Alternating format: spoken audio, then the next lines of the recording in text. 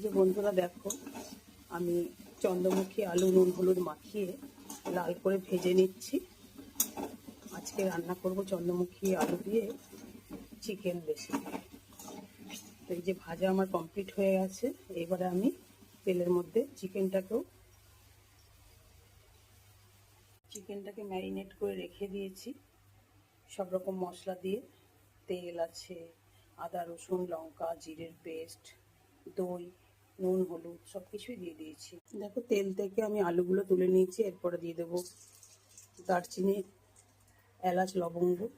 সেগুলোকেও একটু নাড়াচাড়া করে নিয়ে দিয়ে দিচ্ছি কেটে রাখা পেঁয়াজ।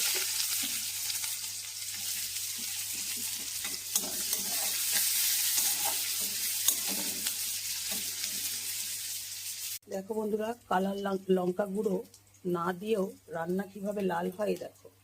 সামান্য পরিমাণে চিনি দিয়ে দিলাম পেঁয়াজ ও তেলটার মধ্যে।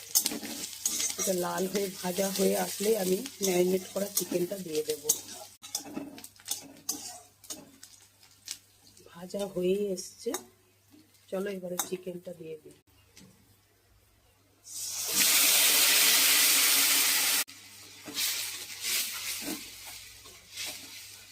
লেগ পিসগুলো একটু বড় বড় করে রাখা হয়েছে।